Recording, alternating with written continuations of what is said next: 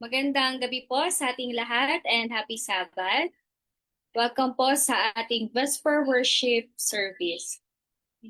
Welcome po sa ating po mga kasama dito sa Zoom and ganun din po sa mga nanonood sa atin ngayon sa Facebook Live. Happy Sabbath po sa ating lahat at purihin po ang Panginoon na andito po tayo magkakasama po para po sa ating pagsamba ngayong gabi sa pagsalubong po ng araw ng Sabat. So ngayon po ay pag-aaralan pa rin po natin.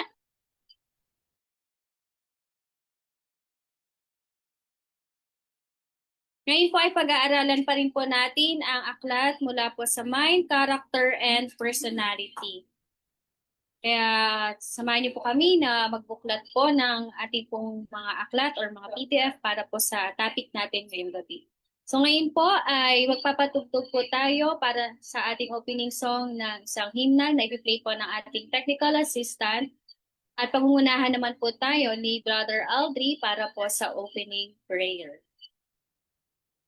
At ang ating pong mapapakinggan na awit, ang magbibigay po sa atin ng special na awit ay mula po sa mga magkakapatid, ang Menjola siblings. At ang ating pong speaker sa gabing ito ay si Brother Raymond Menjola. So tayo na po ay umawit ng ating pong pambungad na awit.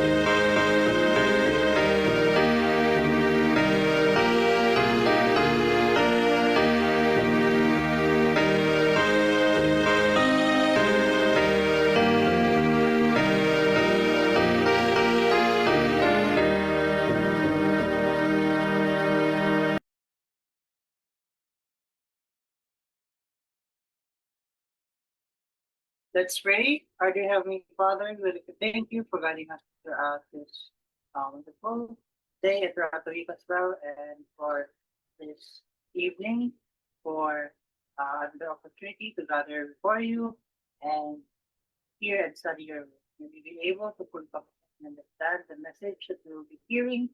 May we be able to fully apply them within our day-to-day life so that we become good examples to those around us and become good examples, become children of the so, please bless us throughout the rest of this evening and throughout this program, and bless us all with Holy Spirit. Please do the same for our loved ones who are with us, and those regarding us here, and thank you for all viewing us. Please not pray.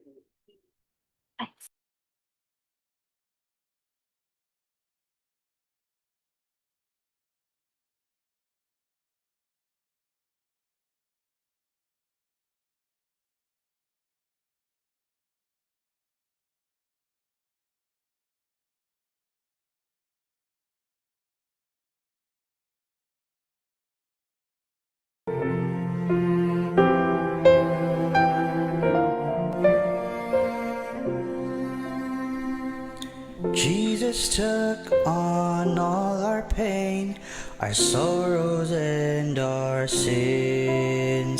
He suffered more than words can say for all the hurt that's ever been. He knows how to comfort me, and He knows how to heal. I can turn to Him for peace, for He knows how I feel.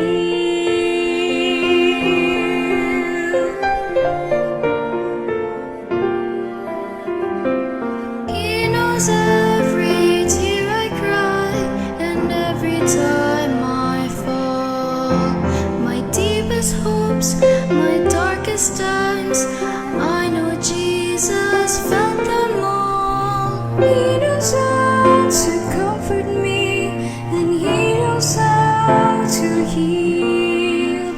I can turn to Him for peace, for He knows how I feel. No one else has ever done a plan of every poor. No one else has given up. No one loves me more. He knows how to comfort me, and He knows how to heal. I can turn to Him for peace, for He'll know how I feel.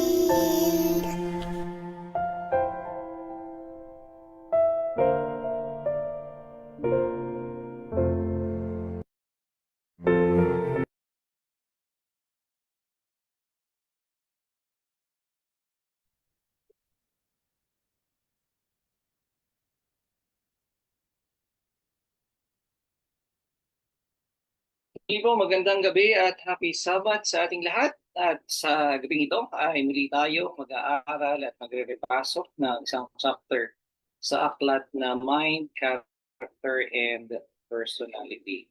So sa gabing ito ay tayo po ay nasa chapter 29 ng Volume 1 ng MCP.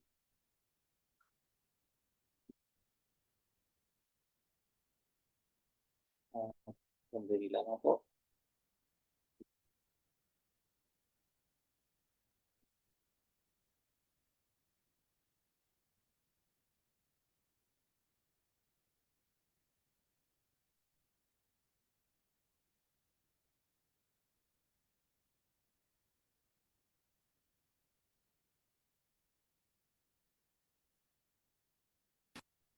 Nakikita niyo na po ba ang aking slide? So ang ating pong topic ay may pamagat na dependence and independence. We need to have a balance on this because this is a question that needs to be answered.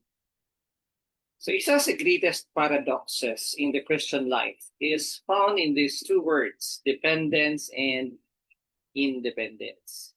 So paradox po, parang magkasalungat, magkakontra. At mula sa ating kabataan ay tinuruan na tayo na maging mature. Pag tayo naging mature, it means we will become independent. And we often admire people who are self-made, self-sufficient, and able to stand on their own. And maririnig natin sa society na sinasabi nila, believe in yourself, trust your instinct, follow your own heart. And independence is often presented as the highest form of strength. Pero sa Bible, ay may pinapakita sa atin ng different picture. Sabi ng kasulatan ay, without me, ye can do nothing. Sabi sa John 15 verse 5. Tinuturuan tayo nito na ang pinakamalakas na Kristiyano ay hindi ang tao na dumidepende sa kanyang sariling kayanan. Subalit ang isang Kristiyano na umaasa, dumidepende ng buo sa Diyos. At sa parehong panahon, ang Bible din naman ay nagsasabi sa atin na kailangan nating tumayo ng matibay sa katotohanan kahit pa tayo ay mag-isa lamang. Si Daniel ay tumayo sa harap ng mga hari, si Elijah ay tumayo sa harap ng bansa. Ang tatlong Hebreo na si Shadrach, Meshach, and Abednego ay kahit pa sila ay sunugin doon sa purno, ay natumayo sila sa katotohanan na kailang pinapanghawakan. And they demonstrated remarkable independence, but not independence from God, because their courage came because they were completely dependent upon Him. So malakas ang loob nila sapagkat umaasa sila doon sa Diyos na kanilang kinikilala. So ano ba talaga ang kailangan natin? Ang isang Kristiyano ba ay kailangan maging dependent o independent? Ang sagot po ay both. Kailangan pareho tayong dependent and at the same time independent, but in the right way. So itong chapter na ito na pag-aaralan natin ay magpapakita sa atin ng isang magandang balanse na kailangan nating dumepende ng buo sa Diyos para sa karunungan, kalakasan at gabay. Kailangan nating gumawa kasama ang bayan ng Diyos at pinahalagahan ang payo na hindi mo isinasaalang-alang o pinapasakop ang iyong konsensya. Kailangan din nating tumayong independent laban sa kasalanan, sa kamalian at sa pressure ng sanlibutan. Kung saan kinakailangan ang katapatan para sa Diyos ay ating ipapakita. So marami sa mga problema ng iglesia ay lumalabas sapagkat nawawala sa atin yung balanseng ito. Ang iba ay nagiging masyadong depende na sa mga leader at hindi na sila nagsasaliksik ng kasulatan para sa kanilang sarili. Ang iba naman ay nasobrahan sa pagiging independent at ayaw na nilang makinig sa anumang payo ng kanilang mga kapatiran o ng mga manggagawa. At ang iba naman ay nagre-rely, umaasa sa kanilang sariling kakayanan at kinakalimutan ng bawat kaloob na meron sila at bawat tagumpay ay galing sa Diyos. So, tingnan natin ang sinabi ng propeta tungkol dito. Sabi po dito, absolute dependence upon God, humble cooperation with His people, and moral independence from the world. Sabi ni Ellen White, our dependence on God is absolute and should keep us very humble. Sabi nga po sa Proverbs 3:5-6, trust in the Lord with all thine heart, and lean not unto thine own understanding. In all thy ways acknowledge Him, and He shall direct thy paths.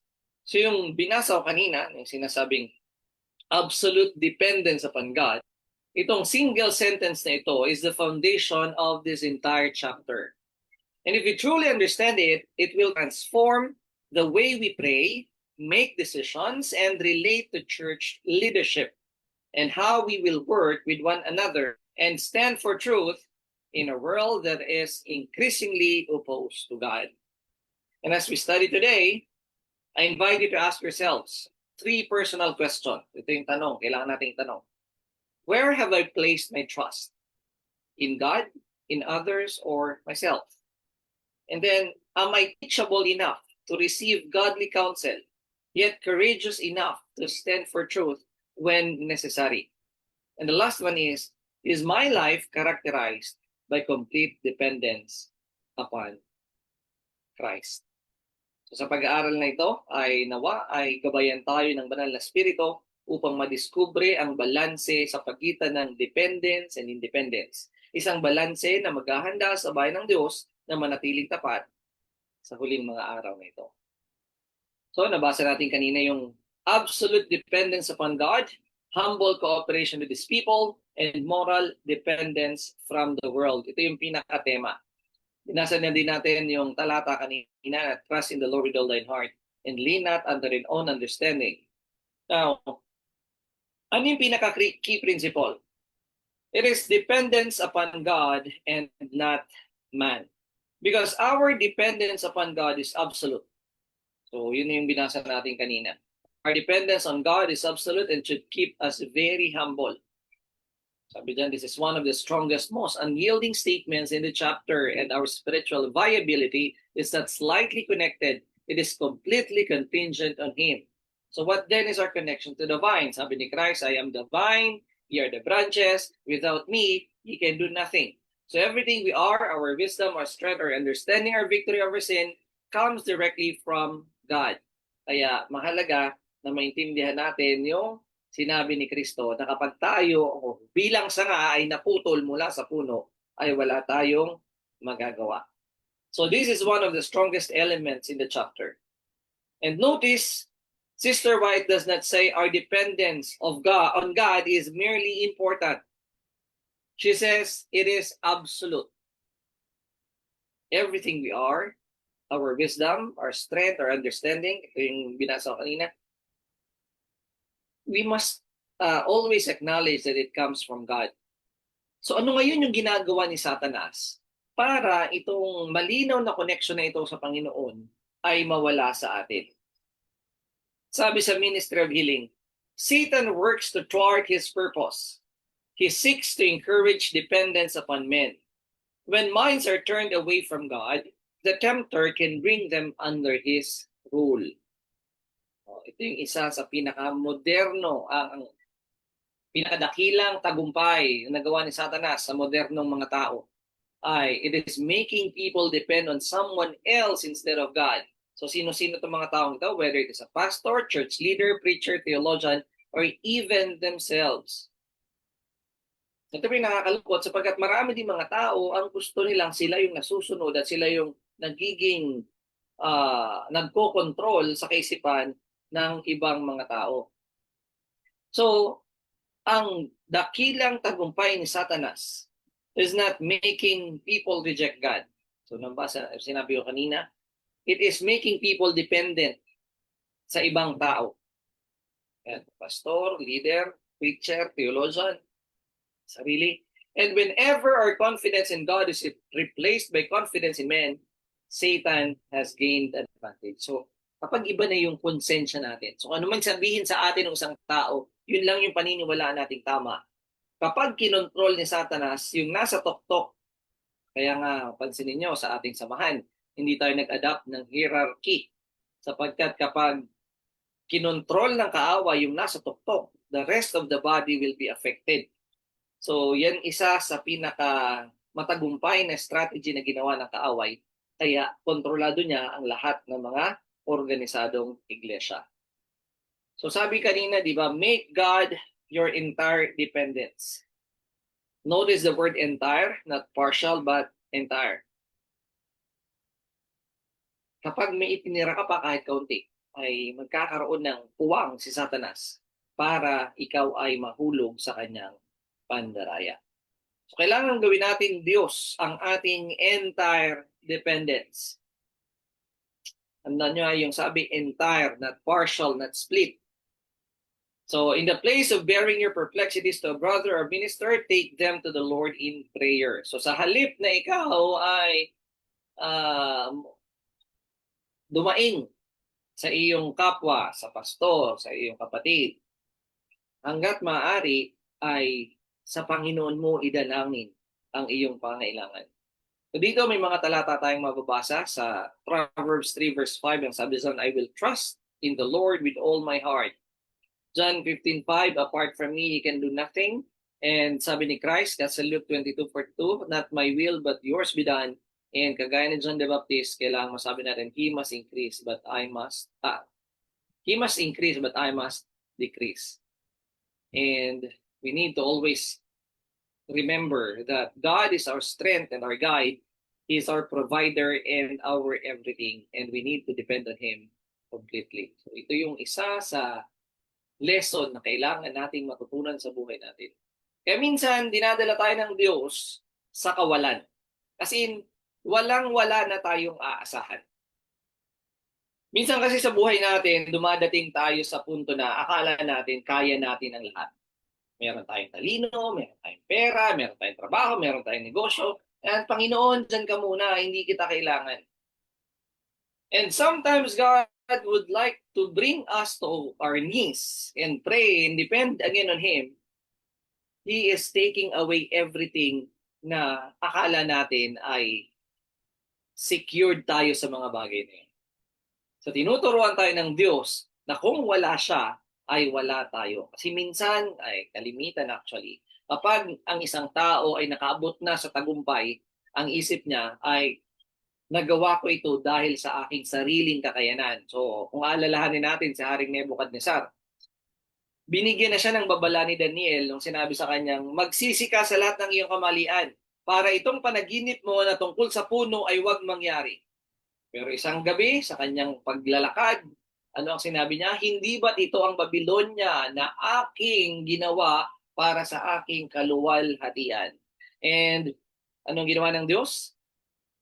Ipinatupad yung kanyang propesiya na ipinakita sa panaginip at 7 taon na si Haring Nebukadnezar ay nabuhay na parang tayo. So sometimes God allows these things to happen because we become too dependent on ourselves instead of recognizing na kung ano man yung meron tayo ay kaloob ito ng Diyos. So this is not a discouraging counsel. Kasi sabi ni Sister White then, it is right always to counsel together, but do not so greatly dishonor God as to depend on man for wisdom. Hindi po masama na makipag-usap ka din, pero hindi dapat yung karunungan ay nakadepende na sa tao. Kailangan laging nasa Diyos. So may balance ano po? Counsel together but still depend upon God. So paano naman yung pag-work ng dependence and independence in working relationship? So bago pala tayo pumunta doon, tingnan nyo itong principle ng counseling. Take it first to the Lord in the place of bearing your perplexities to a brother or minister. Take them to the Lord in prayer. At ano yung balansa niya? It is right always to counsel together, but do not so greatly dishonor God as to depend on man for wisdom. Kaya nga po tayo merong council meeting eh. Kasi hindi pwedeng isang tao ang nag-decide para sa future at sa gawain ng ating asosasyon at ng ating samahan. Hindi tayo pwedeng isang tao ang magdidikta kung paano tayo susulong. Pero kung meron tayong mga personal na problema, ay minsan nilalapit natin sa tao kasi akala natin yung taong yun yung makakatulong sa atin. And eventually, we will become disappointed kasi yung taong nilapitan mo, hindi ka naman pala talaga willing tulungan. So, kagaya ng kanta, take it to the Lord in prayer. So, ang gawin nating counselor and guide is ang Panginoon. At we can also ask for counsel, ano yung mga opinions ng ating mga kapatiran. But, mananatili tayo dun sa kung ano yung sabi ng Panginoon, yun ang ating susundin. In the multitudes of counsel, Lord, there is safety. We should always remember that. So take note, God does not decide for us to run immediately to finite men when we are faced with heavy decisions. He invites us to make Him our primary counselor. And the balance is we must absolutely counsel together with humility, but our source of divine wisdom remains God alone. So, papasok tayo dito sa paano yung working relationship and trust, dependence and independence. So, is it God's will that His work will be controlled by one man? Or any man will be under the control of any man? Sabi ng propeta, one man's mind and one man's judgment must not be the controlling power. Ano ang ginagawa nito? Pag in-apply natin ang principle na to, this protects the church from dictatorship. Pastor, no conference president, no committee, no gifted speaker should replace the leadership of Christ. And at the same time, God also rejects individualism. So, linawin natin ha. Kailangan balanse tayo. Hindi tayo dapat kontrolado ng isang tao, pero hindi rin dapat tayo nagsasarili na lang lagi sa lahat ng panahon. Bakit? Kapag tayo naging independent atom, wala nang magkakaroon ng kakayanan para tayo ibigyan ng counsel. So maraming mga tao ngayon ang very proud that they're independent. But God has not designed this church to be an independent atom. Ang gusto ng Panginoon ay magkaroon ng connection, magkaroon ng cooperation, at magkaroon ng iisang gawain ang kanyang iglesia. Remember, God is the ruler of His people, and let all look to God, trust in Him, and believe fully on His power. Our confidence is never in personalities, it is in Christ. So take note, kagaya nitong nakasulat dito, not lordship over consciences, but unity and truth and love. Kaya mahalaga yung in the mouth of two or three witnesses shall every word be established. Now, alam ko may mga nai-encounter tayo ng mga tao na ganito, na they are already wise in their own conceit. Na no matter how much you try to counsel them, kapag may pinanghawakan silang akala nila ay tama, para sa kanila, yun na ang tama. While it is not our place to judge them, but sometimes itong pagiging stubborn ng mga tao na ayaw magpapayo ang magiging problema nila balang araw ay hindi nila makukuha yung katotohanan sapagkat kahit ipinipresenta na sa kanila yung katotohanan ay ayaw nilang pakinggan sapagkat ang tingin nila ay sila ang tama. So, let's take for example the example of Solomon. Sabi sa Great Controversy 509, when he turned from the source of his strength and went forward, relying upon himself, he fell a prey to temptation. So, kagaya ng sabi dito sa Testimonies to Ministers, when men cease to depend upon men, when they make God their efficiency, then there will be more confidence manifested in one another. So, yung example ni Solomon, na wala yung dependence niya sa Diyos, so siya ay nahulog sa kasalanan. So, tingnan natin yung sequence. Dependence, success, self-confidence, failure.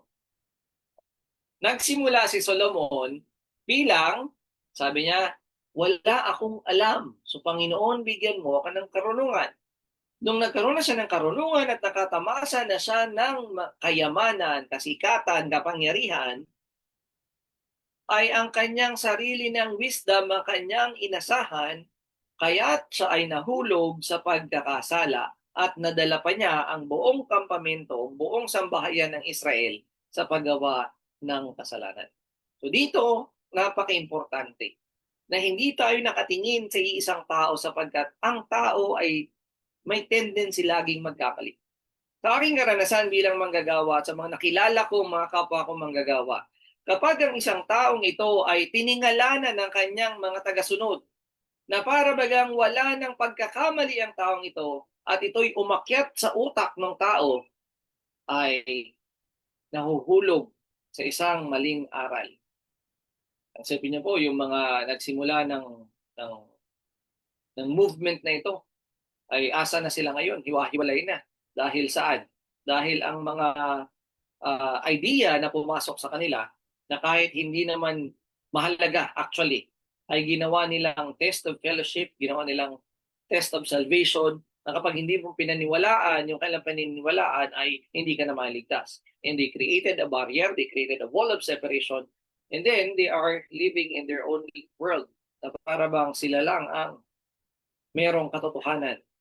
So, ito po yung nakakalungkot, kapag naging masyado tayong dependent dun sa isang tao. At yung isang taong yun na inakala niya na lahat na ng desisyon niya ay tama, dumadating sa punto na siya ay nahulog mula sa katotohanan patungo sa kamalian. So when God is the center point of each individual life, we are protected from the fragile disappointments of human failures, enabling true, holy, and resilient cooperation. So kapag tumigil daw tayo sa pagtiwala sa tao, sa pagdepende sa tao, at ginawa nating Diyos ang ating efficiency, ang ating pinagkakatiwalaan, magkakaroon din tayo ng tiwala sa isa't isa. Sapagkat kung yung iyong kapatid ay nagtitiwala rin sa Diyos at siya'y ginagabayan din ng Diyos, hindi mo siya kailangang diktahan na kailangan niyang gawin sapagkat siya ay may sariling pakikipag-usap sa Diyos na inyong pinaglilingkuran. So ang bawat isa ay merong tagumpay na maaabot sa paggawa sa gawain ng Diyos.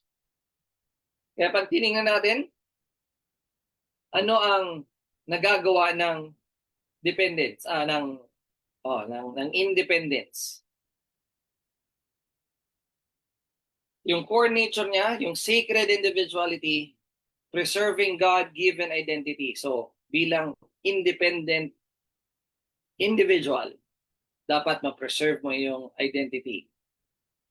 And the Lord would not have yielded it up. Yung individuality natin, hindi yan pinapag-give up ng Panginoon. Kung sino ka, hindi dapat mawala sa iyo. Pero, kailangan dapat itong madamitan ng humility. So what's the true independence of mind? So we need to evaluate beliefs strictly via Scripture. Sadly, kung ang ating pananaw sa scripture ay akala natin tama pero mali naman pala yung pagkalapat natin. So kapag tama yung pagkalapat natin, magpo-form tayo ng opinions from the Word of God. Pero ang warning, we must never degenerate into stubbornness. Pinakita na nga sa iyo na ang Sabbath is from sundown to sundown. Pero ipipilit mo pa rin na sunset to sundown. Yun yung katigasan ng ulo. And there's also an unsanctified independence, selfish rebellion against order. Ayaw ko ng kaayusan, ayaw ko ng gospel order. Kasi pwede naman tayo mag-decide ayon sa ating sarili. So kapag nangyari yun, we'll be exposed to the wiles of Satan. And this springs purely from pure selfishness. So, nakakalungkot na may mga taong ganito ang kalagayan. Sabi ni Ellen White, there have ever been in the church those who are constantly inclined toward individual independence. So, ito yung tinatawag na independent atoms. At kapag naging independent atom tayo, ang sigurado, mapupunta tayo sa maling mga conclusion. Because Ellen White explains that spirit causes people to trust themselves, ignore counsel, and eventually despise God's appointed order. So ano yung kailangan gawing action? Sabi ni Sister White, followers of Jesus Christ will never act independently one of another. Alam niyo yung kantang, no one is an island, no man is an island, no man stands alone. And the answer to am I my brother's keeper is yes, we are our brother's keeper. Because Christianity is not about individualism. It is unity under Christ. So, kailangan masettle natin yung unsanctified independence. Kailangan yung independence natin ay nakadepende pa rin sa Panginoon. Independent tayo individually, but we are still dependent on God. So yung unsanctified independence, it is not from courage. It is not from conviction, but from selfishness. So ano yung payo sa atin? Counsel together is the message which has been again and again repeated to me by the angel of God. And that statement deserves emphasis. Again and again, God repeated it. So paulit-ulit dapat tayong nag-meeting, dapat tayong nagka-counseling. Dahil in the multitude of counselor, there is safety. So napakahalaga po na hindi lamang ideya ng isang tao ang nasusunod, bagkus we are subject one to another. So, ano yung pitfalls ng false independence? Self-sufficiency, it exposes us directly to the wiles of Satan. Individualism, it constantly inclined toward individual independence. But bilang mga Kristiyano, ano yung required? Followers of Christ will not act independently one of another. So dito naman tayo papasok sa moral independence. Here, Ellen White changes the meaning of independence. This is now a virtue. Sabi niya, moral independence will be wholly placed when opposing with the world. When opposing the world. So moral independence, that would mean mananatili kang independent anuman ang opinyon ng sanlibutan sa paligid mo. Ito ang ginawa ni Daniel, ito ang ginawa ni Elijah, ito ang ginawa ng mga apostol. That's why we must not yield 1 inch to the customs and fashions of this degenerate age. Take note, not 1 inch. Because truth never compromises with error. Sabi nga nung sa education, the world needs men who will not be swayed through as the needle to the pole. So, maraming mga tao ang nalilito tungkol sa true independence. So, true independence is not actually stubbornness. Though many people confuse this, stubbornness refuses correction. True independence, examine everything through Scripture. Sabi ni Ellen White, it leads the youth to form their opinions on the Word of God irrespective of what others may say or do. This is genuine Protestantism, not following tradition, not following personalities, but following Scripture. So again, God does not remove individuality because we are our own. Kaya nga kahit sa mag-asawa, dapat yung individuality hindi mawala. The Lord would not have us yield up our individuality. And God never asked us to become copies of other people. Kaya masama po yung may ina-idolize tayo. Kung meron kang tingalain mo si Kristo, wag yung sino mang tao. Because only Christ can transform our character, not just our individuality. Yet, sabi ni Peter, be clothed with humility. Paul says, be like-minded. So, maging independent, manatiling individuality, pero dapat like-minded without pride. Unity without uniformity. So, meron tayong iisang prinsipyo, pero ibig sabihin sa lahat ng paraan ng pag-iisip ay pare-pareho na tayo.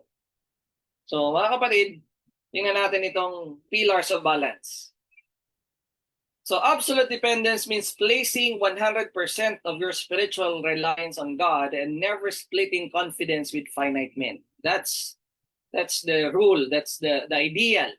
Na lahat ng ating pag-asa o pagdepende ay buo sa Diyos at hindi natin lalagyan ng kahit kaatiting para sa tao. Ano naman yung balance counsel? Respect and collaborate within church committees while keeping God as the ultimate wisdom source. So syempre, hindi naman po pwede na ikaw lang nag-aaral. Meron ka rin mga kapatid na nag-aaral. I-collaborate ninyo inyong napag-aralan and then makikita ninyo kung ano talaga yung pinakatamang understanding no, sa mga dapat na pagkaunawaan. Ito yung attitude ng mga pioneers natin. Hindi po sa lahat ng pagkakataon nagkakasundo sila. Nagkakagulo din naman sila noon eh. Pero ang punto, hindi sila nag-iiwanan. Kasi pag dumating na sa punto na hindi na nila maintindihan ang kanilang mga pinag-aaralan, dumadating ang vision ni Sister White para itama kung ano man yung mga bagay na hindi nila naintindihan. We also need to have a moral independence, boldly and uncompromisingly refuse to yield even 1 inch to worldly fashions. So worldly ideals, worldly ideology. Kaya nga hindi tayo pinapakialam sa political question. Kaya mo na yan kung ano man yung nangyayari dyan. We have to focus our minds on the spiritual things. Set your affection on things above, not on things of the world. So, we also need to have a Protestant mindset. Ano bang difference ng Protestant mindset sa Catholic mindset? Pag Catholic mindset, that would mean kung ano man ang sabihin ng pare, yun ang tama. Pag Protestant mindset, you need to formulate scriptural opinions based on the word and avoiding stubbornness. So kailangan manatili tayo na independent pero hindi tayo stubborn. Kapag may nagpakita sa atin ng mas malinaw na katibayan sa bagay na ating hindi dati tinatanggap, ay huwag tayong maging matigas ang ulo pagpus, magpailalim tayo sa tamang counsel. And then individuality with humility, we need to protect our unique character while keeping a humble and cooperative heart. Kaya sabi ng propeta, let His power be your dependence, His grace your strength. And this is the secret of Christian life. Not self-confidence, not man-confidence, but Christ-confidence. So ano yung presenta ni Ellen White? So, our dependence on God is absolute.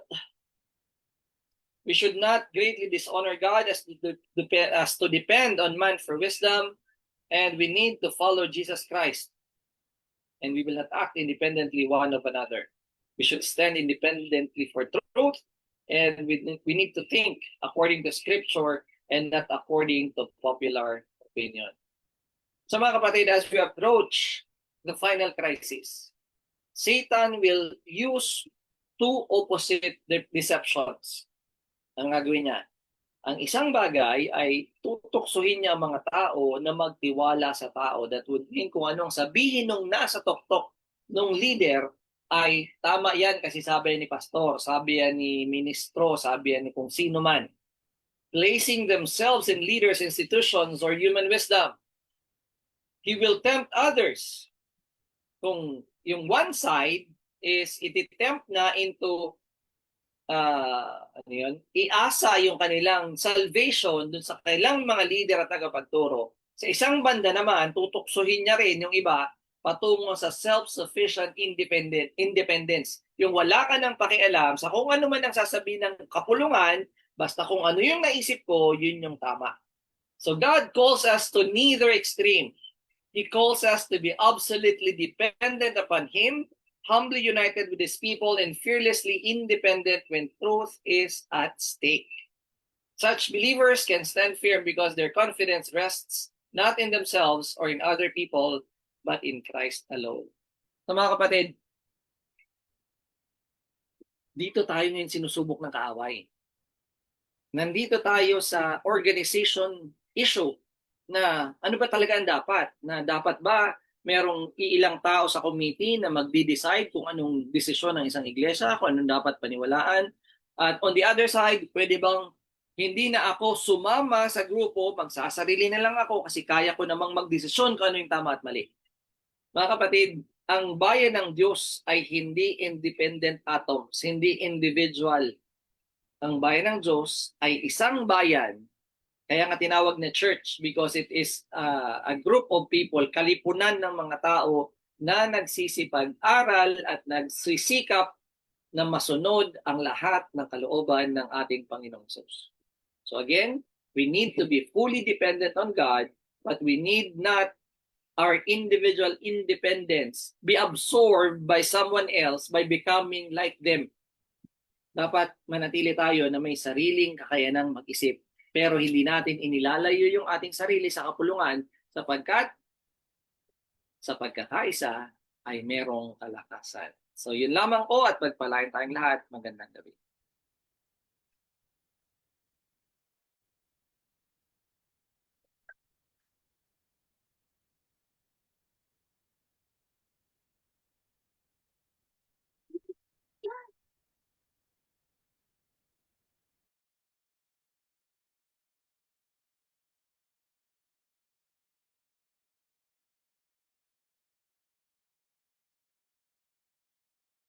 Maraming salamat, Brother Raymond, sa pangunguna po ng ating pag-aaral ngayon gabi mula po sa Aklat ng Mind, Character, and Personality, Chapter 29. So, purihin po ang Panginoon sa kanya pong paalala sa atin na kailangan po talaga na balanse po, and nga malinaw po na sinabi sa atin na kailangan ay fully 100% ang pagdepende natin sa Diyos at kailangan meron tayong humility na makipagtrabaho sa bawat isa sa bayan ng Diyos kasi mas may ma-accomplish po talaga tayo and hindi po sana mawala daw yung ating individuality dahil lahat nga po tayo ay may kanya-kanyang uniqueness, may kanya-kanya tayong strengths, talents, skills na binigay ng Panginoon para maging maayos, mapalago ang kanyang gawain. So, yan po yung mga natutunan ko, no, mga nagbigay ng impact sa akin ngayong gabi and yun nga, nalinawan talaga na anuman ang calling din sa atin ng Panginoon, kailangan nating magtiwala sa Kanya ng buo. And we call that dependence on God. Hindi natin yung iisipin saan tayo kukuha ng mga needs natin kasi andyan naman yung promise ng Panginoon, hindi niya tayo papabayaan. So, yung mga kasama po natin dito sa Zoom, anyone po kung sino po ang may gustong ibahagi ay welcome po and also po sa ating mga Facebook Live viewers, kung meron po kayong mga insights and ano po yung mga realizations nyo during our discussion this evening about dependence and independence. So, may mga pagkakataon ba na hindi ka dumepende sa Diyos, kundi dumepende ka sa sarili mong kaalaman, sa sarili mong judgment, sa pag-iisip mo or sa ibang tao. So, pwede niyo po ibahagi ngayong gabi. May mga kasama po tayo dito sa Zoom. From Tumpa, dito sa Cavite, Daet, and Kuya Martin, and Sister Love. May mga experience ba kayo? Anong mga na-realize nyo during this lesson natin ngayong gabi? Or dito sa Manjola family? Anyone po?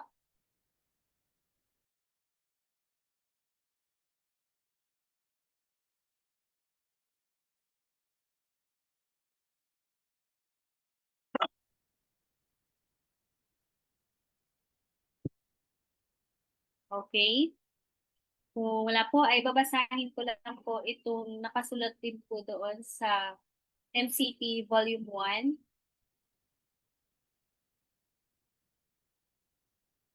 Sabi dito, yung nabanggit kanina, this is the full paragraph po. Paragraph 262. Ang sabi dito, make God your entire dependence. When you do otherwise, then it is time for a help to be called. Stop right where you are and change the order of things. In sincerity and soul hunger, cry after God. Wrestle with the heavenly agencies until you have the victory. Put your whole being into the Lord's hands, soul, body, and spirit, and resolve to be His loving, consecrated agency moved by His will, controlled by His mind, infused by His Spirit. Then you will see heavenly things clearly. So ito po ay panawagan po sa atin ng Panginoon na we need to surrender, absolute surrender, sabi nga, ang ating pagdepende, surrender and dependence sa ating Diyos. So yan po ang panalangin po natin ngayong gabi na makuha po sana natin not partial but complete trust po sa ating Panginoon. At pag nahihirapan tayo, nandyan po siya. We need to wrestle nga po, prayer and wrestle. And makikita natin yung kapangyarihan ng Panginoon kung paano siya gumawa. Ayan, kung malinaw po ang ating pong pag-aaral ngayong gabi, tayo po ay dadako na po sa ating pong closing song at susundan po ito ng closing prayer po ng ating pong speaker. Sister Daniela, meron ka po bang babahagi?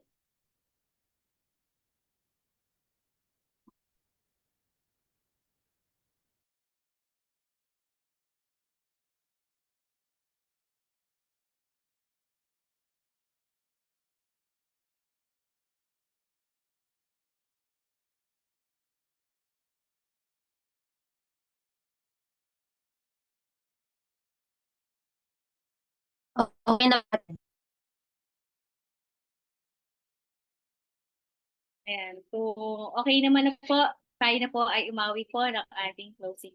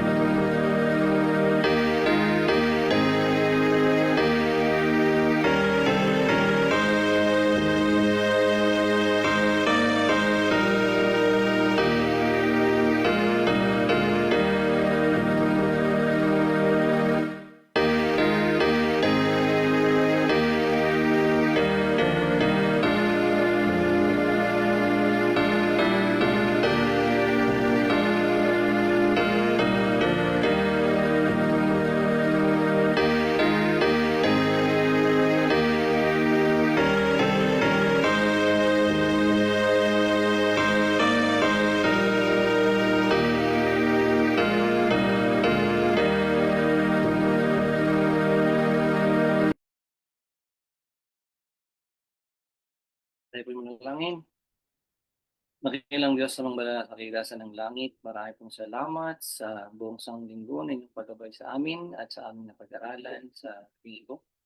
Ay, may talim sa amin sa isipan na manatili ang aming independence bilang isang Kristiyano. Subalit, kailangan namin maging dependent sa inyo sa lahat ng pagkakataon upang lahat ng aming magiging desisyon na gagawin sa buhay ay maging ayon sa inyong kalooban. Samahan kami sa pag-celebrate ng inyong araw ng Sabat. Tulungan kami na maingatan ito ng may kabanalan at papalay patuloy nito sa amin. Kung saan man kami kinasumpungan ng pagkukunin pagkakasala, kami katawan at pagkalinisin sa pangalan ko ng Jesus.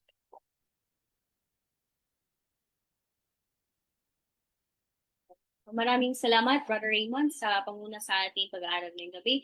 And maraming salamat po sa mga nakasama namin ngayon sa ating Vesper Worship mula po sa Zoom attendees and ganoon din po sa ating Facebook Live viewers. Happy Sabat po sa lahat. At inaanyayahan ko po kayo na mag-join po sa ating morning devotional bukas ng umaga. Alas 5 po yan, 5 o'clock in the morning. And ang ating pong Sabbath School lesson will start at 9 o'clock po ang ating Sabbath School lesson bukas online. At ini-invite ko din po ang lahat from NCR and Calabarzon na meron po tayong first NCR Calabarzon Fellowship po nagaganapin po sa Taguig. So sa one po na mag-attend po ng ating fellowship bukas ay pwede niyo po kami i-message, i-PM po kami. So once again po, happy Sabbath po sa lahat and may God bless us all.